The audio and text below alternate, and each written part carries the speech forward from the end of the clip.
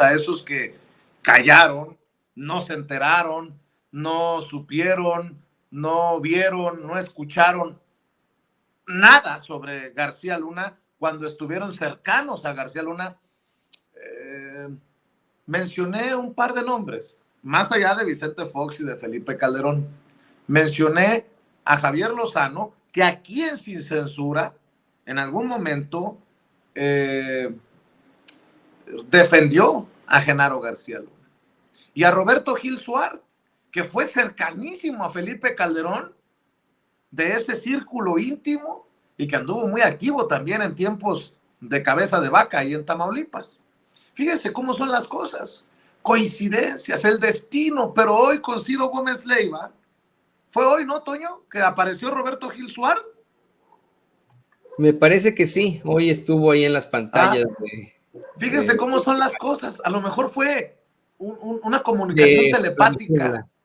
A lo mejor fue una comunicación telepática de este güey me va a exhibir en la mañanera y yo voy a ir a defenderme con el vocero de los malandros, Ciro Gómez Leiva. Bueno, pues ahí Roberto Gil Suárez opina sobre el veredicto de culpabilidad contra Genaro García Luna.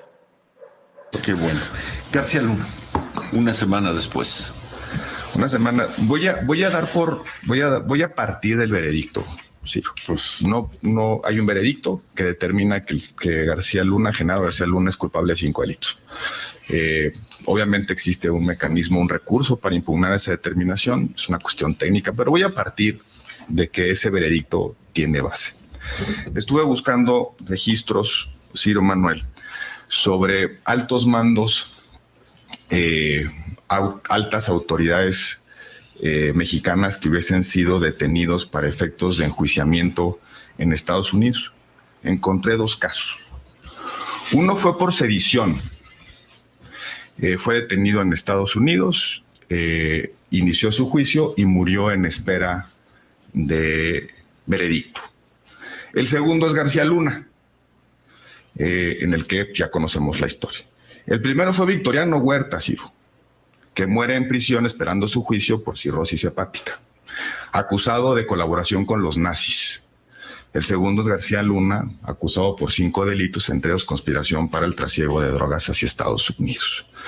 Entre 1915 y 2023, muchos funcionarios mexicanos han sido acusados por parte de Estados Unidos de colaboración con el narco, de corrupción, de muchas cosas. Pero la política que había seguido Estados Unidos era que las autoridades mexicanas tenían que investigar y llevar a juicio a sus propias autoridades. El caso más emblemático de Gutiérrez Rebollo. Esa política... General Gutiérrez Rebollo, zar antidrogas, detenido en 1997 en el gobierno de Ernesto Zedillo. Y que muere, si no mal recuerdo, en prisión. Sí. Condenado por narcotráfico, ¿no? Condenado conforme a las leyes mexicanas, por autoridades mexicanas, pero bajo una acusación formada por las agencias de Estados Unidos. Y hay muchos casos en los que Estados Unidos entregó evidencia a México del involucramiento de funcionarios con el crimen organizado. Una primera pregunta, esa política de Estados Unidos de entregarle la evidencia a las autoridades mexicanas ya cambió. Ahora ya ellos, si cruzan la frontera, detienen y enjuician, como es el caso de García Luna. Por supuesto que es un golpe durísimo, durísimo a el legado de 2 administraciones federales. Es un golpe durísimo al modelo de gobernanza civil de la seguridad pública. Es un golpe durísimo que no podemos bajo ninguna circunstancia demeritar. Pega en el eje de flotación de una narrativa que se construyó en la primera alternancia de nuestro país. Pero me llama la atención este cambio de política pública y de política bilateral. Y me llama la atención cómo el presidente celebra como si fuera un mérito propio esta situación. Voy a dar por bueno el veredicto y voy a dar por bueno que la evidencia existe. La gravedad del acontecimiento, Ciro, no puede ser soslayada. ¿Qué significa esto? Que los criminales ya lograron penetrar las estructuras del Estado mexicano hasta la Secretaría de Seguridad Pública que en aquel entonces se sentaba por lo menos 2 veces a la semana en el Gabinete de Seguridad Pública y acompañaba al presidente en muchas decisiones. En un gobierno al que tú formaste parte. En un gobierno al que yo formé parte y sobre el cual te puedo decir que en mi tramo de responsabilidad yo nunca vi ni cercanamente alguna evidencia o alguna acusación, nota informativa de inteligencia o contrainteligencia nacional o internacional de algún vínculo con el crimen organizado.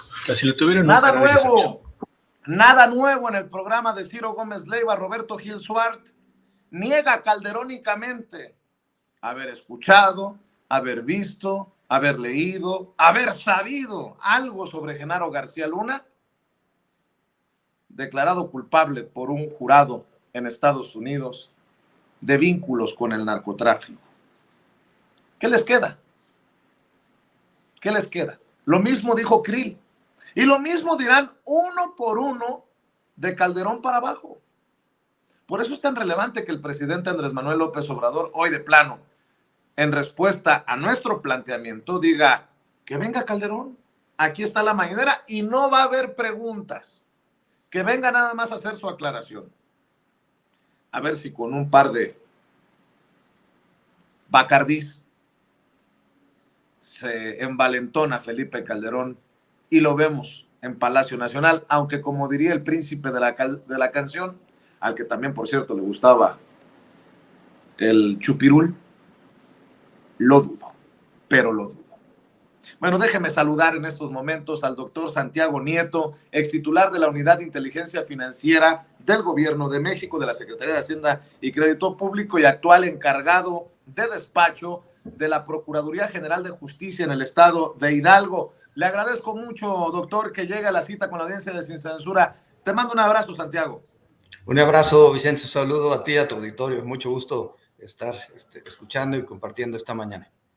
Pues porque es importante escuchar la opinión de Santiago Nieto, un hombre que estuvo precisamente armando investigaciones contra Genaro García Luna. Si alguien sabe de Genaro García Luna, o uno de los que sabe, eres tú, Santiago, y te quiero preguntar, ¿qué piensas, doctor, de el veredicto de culpable contra Genaro García Luna en Nueva York, algo que reportamos desde allá, desde el lugar de la noticia en Sin Censura?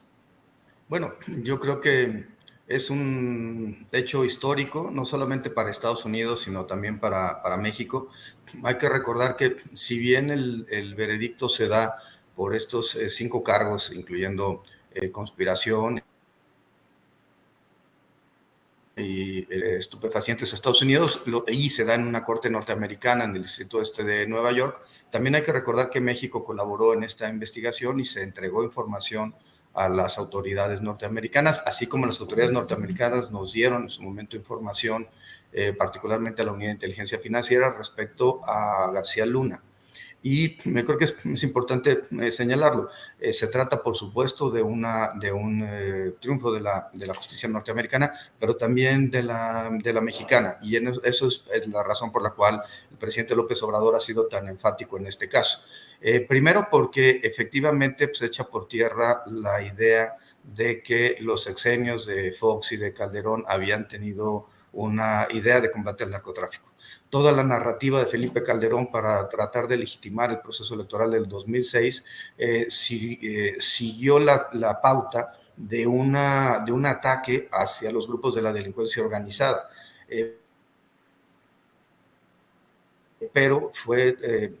a diferencia de Peña Nieto, que buscó tener ese espacio de legitimación con el Bester Gordillo, lo que sucedió con Calderón es que buscó un monstruo y lo que hizo fue generar un monstruo de 1000 cabezas. Porque cada vez que hacían algo contra un grupo delictivo, ahora se sabe que contra el cártel de Sinaloa no, se sucedía otros grupos tomando el poder y generando sobre todo actos de terror a la ciudadanía. Hay que recordar que solamente en Tamaulipas tenemos 13,000 personas desaparecidas, solamente en Coahuila hay 11,000 restos humanos que están pendientes por poder identificarse. Hay que recordar la guerra en Ciudad Juárez durante todos esos años. Entonces, yo creo que sí hay que recordar como una época negra de la historia de México, precisamente el paso por García Luna.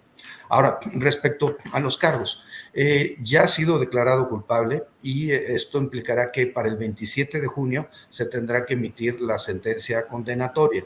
Esa sentencia condenatoria puede ir de 20 años a cadena perpetua, lo que nosotros llamamos prisión vitalicia. Esto en razón de la acumulación de los distintos culpabilidades que le determinó el jurado. Claro que esa sentencia se va a poder impugnar de acuerdo con la normatividad procesal norteamericana, pero realmente es muy difícil, pueden reducir la sentencia, pero veo muy complicado que pueda tener algún otro tipo de beneficio procesal. Entonces, ese es el caso. Y también creo que es importante recordar a tu audiencia que la información que dio en su momento autoridades mexicanas iba por dos vías. Ellos estaban investigando narcotráfico y nosotros empezamos a investigar actos de corrupción. He platicado en otras ocasiones contigo de que se llegaron a detectar 2.600 millones de pesos contratados a la empresa Numbac García Luna, unos 77 millones de dólares directamente a la empresa, y cómo ese dinero iba a Panamá, de Panamá se iba a Numbac Panamá y de Panamá se iba a otros espacios como Curazao, como Tel Aviv, como Barbados, como Letonia y por supuesto a Miami para pagar el esquema de vida de García Luna. Además, como Felipe Calderón no estuviera enterado cuando tenía un cuerpo de seguridad, de inteligencia civil, ¿no? El CISEN o ICNI, cuando tenía pues, además la inteligencia militar, la inteligencia naval a la mano. Y bueno, la inteligencia financiera en realidad durante su sexenio no fue desarrollada como un mecanismo para poder tener información que pudiera servir para casos penales, más bien fue pensada como una UIF de naturaleza administrativa, ni siquiera tenían la facultad de congelar cuentas, por ejemplo, durante la época de Calderón, lo cual significaba que a Calderón no le interesaba desmantelar las estructuras financieras de los grupos delictivos, sino solamente atacar al sicariato en la calle con los efectos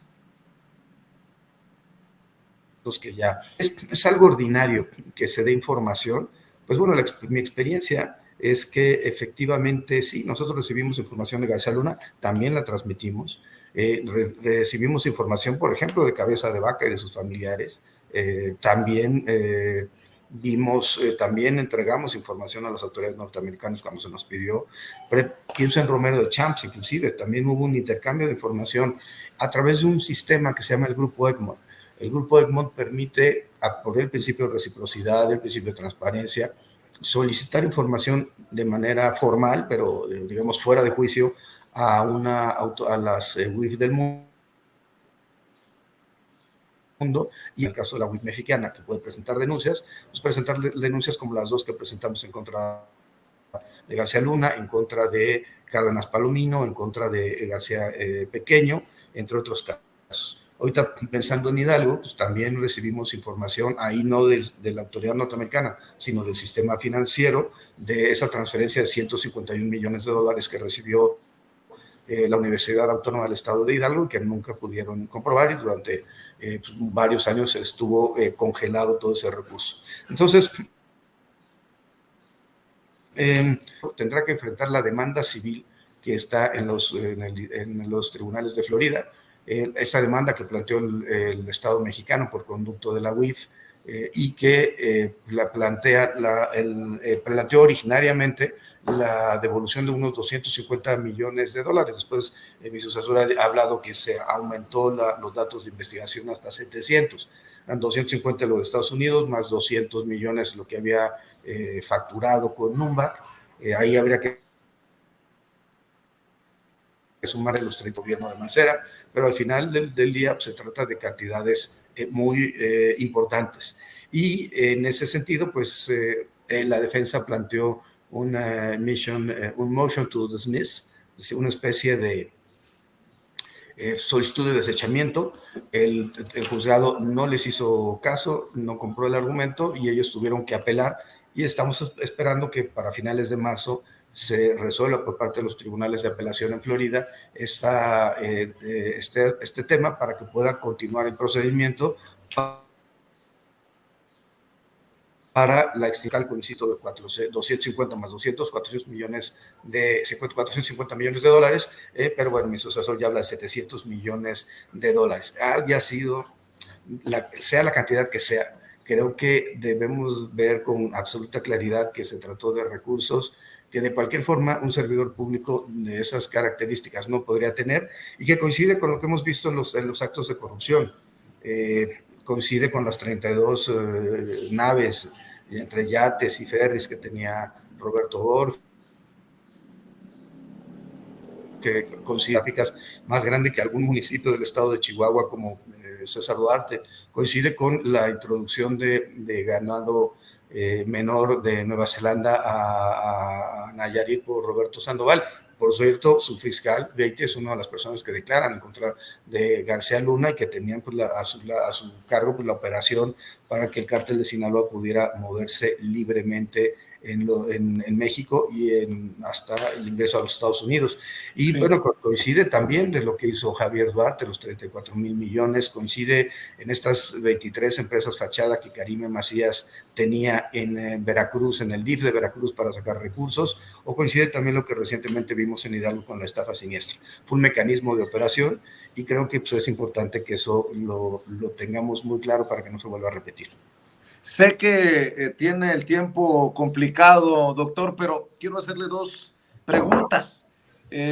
¿Cómo ve a estos personajes como Roberto Gil Suárez?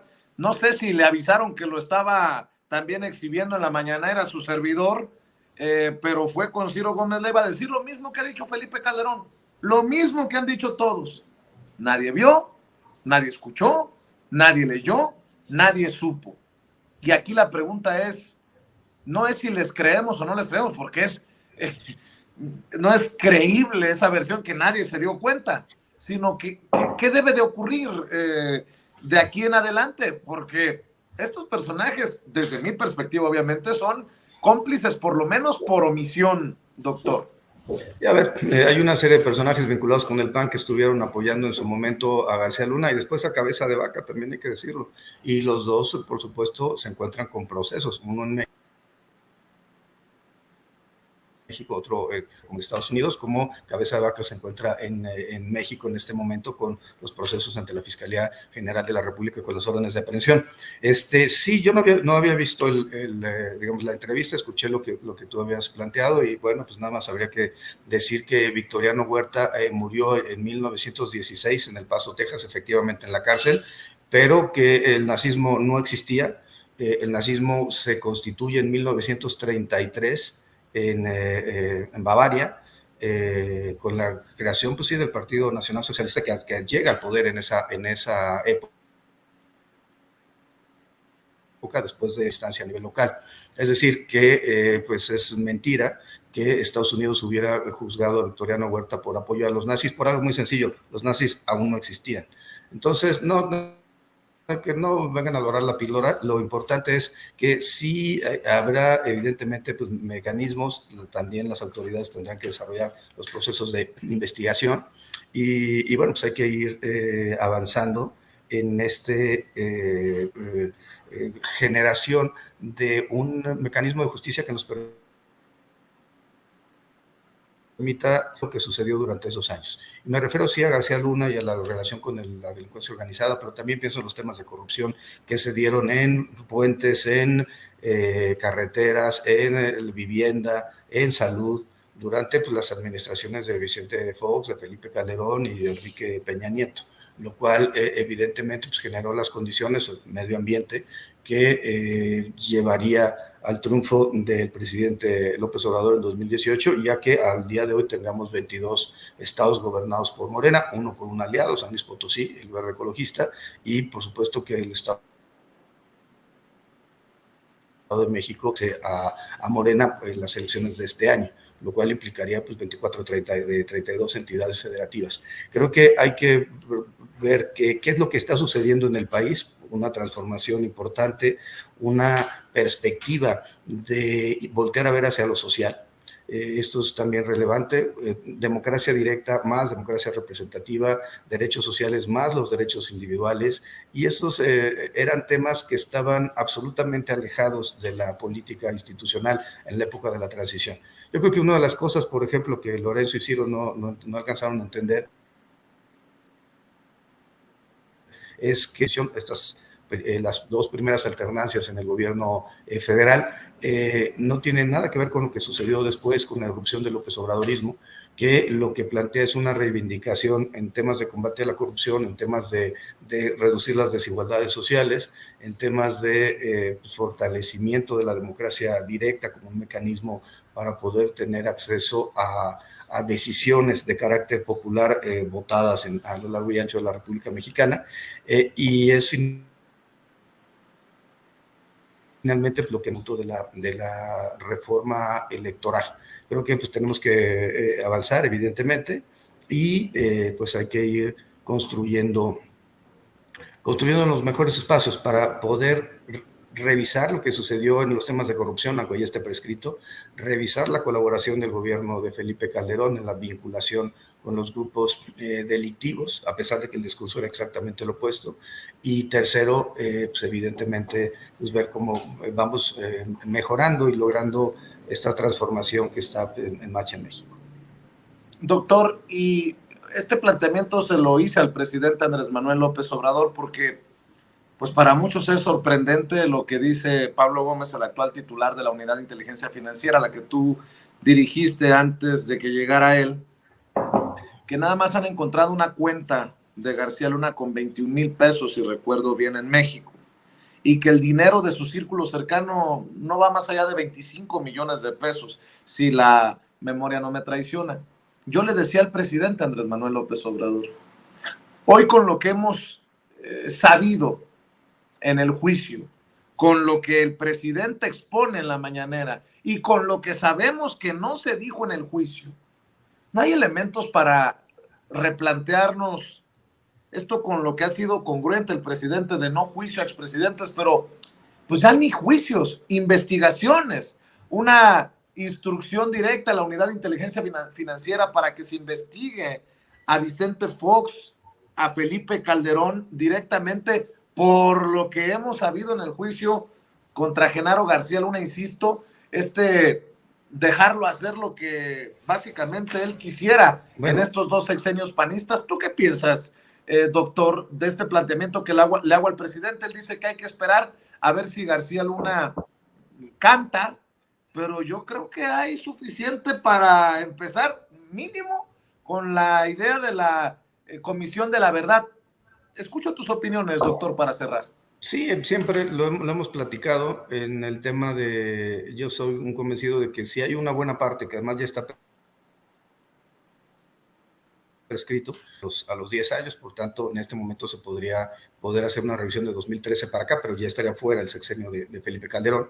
Sí es importante tener una comisión de la verdad que nos permita ver qué sucedió en varios elementos, ¿no? La pandemia de la influenza en 2009, qué sucedió con las bonanzas petroleras durante Vicente Fox y Felipe Calderón, el gasto. Yo me decía hace un momento, el tema no tiene que ver con el entorno cercano de García Luna, sino el entorno cercano. El desvío de recursos era por personas morales, era por paraísos offshore, era por la transferencia de carácter internacional para efecto de poder mantener el esquema o el nivel de vida. Y por eso digo pues, que era imposible que no lo supiera Felipe Calderón, que algo estaba sucediendo con su secretario de Seguridad. Pero yo creo que esta parte de la Comisión de la Verdad es importante que se realice. También es importante decir que en muchos de los casos pues, van brincando personajes que son cercanos a los expresidentes y que pues podrían dar como resultado las ligas hacia las investigaciones. Alguna vez tú y yo platicamos sobre el caso de Peña Nieto y la transferencia de 2,000 millones de pesos de empresas de familiares afuera de la República, y ya, yo creo que hay que ir avanzando en esto y en fortalecer un sistema de procuración de justicia a nivel federal y a nivel local que permita que estas personas pues lleguen y se enfrenten a los tribunales, que es lo que... Por cierto, para cerrar, ¿cómo te va en Hidalgo, doctor? Mucho trabajo por allá con el cochinero que dejaron los gobiernos priistas, la estafa siniestra, ¿cómo te va? La estafa siniestra bien, tenemos algunas ya órdenes de aprehensión pendientes de cumplimentar en varios espacios. También hemos generado una política vamos a tener un registro de personas agresoras sexuales y de derechos de las mujeres, porque es una prioridad para el gobernador Julio Menchaca, pero también para la administración. Y bueno, llevamos hasta este momento 640 órdenes de aprehensión con administración, y bueno, hemos tenido sentencias condenatorias de hasta 108 años en casos de feminicidios y de multihomicidios. Creo que el tema central en Hidalgo es el combate al huachicol, y hemos detectado que cada vez que hacemos un cateo por trata de personas, por narcomenudeo, encontramos huachicol, y bueno, esto queda claro que es algo que te tiene que perfeccionar para efecto de que tanto la Federación como el Estado enfrentemos este problema que genera en el estado de Hidalgo y también en Querétaro, también en Guanajuato, aunque los gobiernos panistas lo nieguen, dos asuntos: el homicidio doloso, el narcomenudeo, el secuestro y la extorsión. 4 asuntos que tenemos que tener claridad para poderlos enfrentar de manera conjunta. Yo creo que el gobernador Julio Menchaca tiene un alto nivel de legitimidad, y estamos nosotros operando todos los días para que estos casos no queden impunes, particularmente la estafa siniestra. Pero bueno, importante sí hay que mantener. Y pues mientras tanto, y bueno, todo bien, avanzando, y ya. Y bueno, por supuesto, echándole porras a Carla por cualquier cosa que venga. Eso, mi querido Santiago Nieto, respetado, te agradezco siempre por la confianza, doctor, y estamos al pendiente para seguir hablando de estos temas, porque, como diría el presidente, esto apenas comienza, todavía nos tomarán muchas jornadas para analizar a estos personajes y sus acciones, que creo que rayan en muchas ocasiones en lo criminal. Te mando un abrazo, doctor. Un abrazo, saludos. Gracias, el doctor Santiago Nieto, ex titular de la Unidad de Inteligencia Financiera en el gobierno federal y hoy encargado de despacho en la Procuraduría General de Justicia en el estado de Hidalgo.